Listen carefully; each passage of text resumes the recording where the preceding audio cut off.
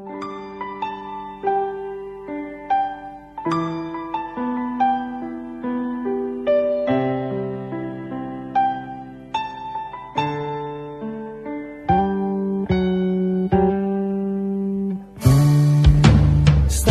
นแรกคือคนเวียงจันทร์ที่ทำให้ฉันหัวใจสั่นไหว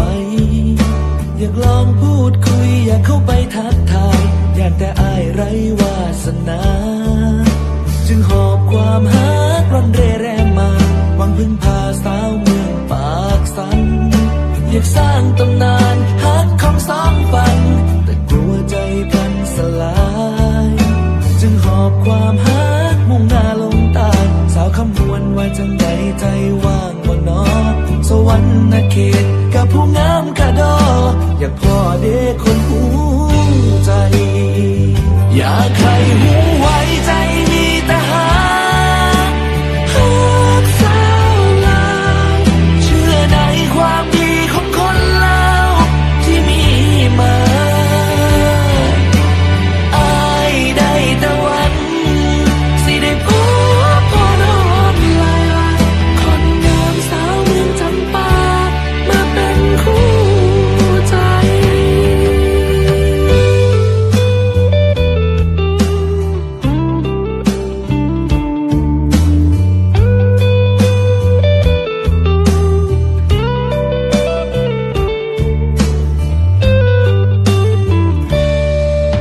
พอมีบ้างไหมสาวใดที่โอเคสาวเมืองปากเสเมืองเซกองไออยากสิลองหักกับน้องสาวเมืองเซกองคนงามพอเจอหน้าเจ้าไอ้ก็บอกกล้าถามโอ้คนงามคือเมื่องามแทนน้องสิลองขึ้นไปหลวงพระบางดีบอกเพื่อได้พ่อคนงามและจริงใจสยบุรีหรืออุดมใสหลวงน้ำทาว่าไงใจว่างบ่นอสาธุแม้ขอให้พบพ่อหูบ่ฮักเจ้าด้วยใจ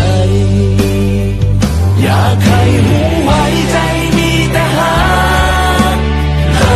กสาวลาวเชื่อในความดีของคนลาวที่มีมาอายได้แต่หวังสิได้พบพ่อน้องลาคนงามสาวเมืองจำปา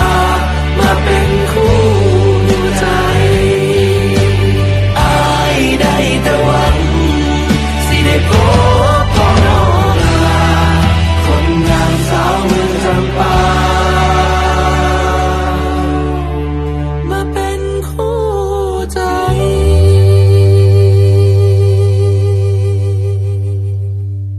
อยากให้หูไว้ใจมีแต่ฮักสาวลาวเชื่อในความดีของคนลาวที่มีมา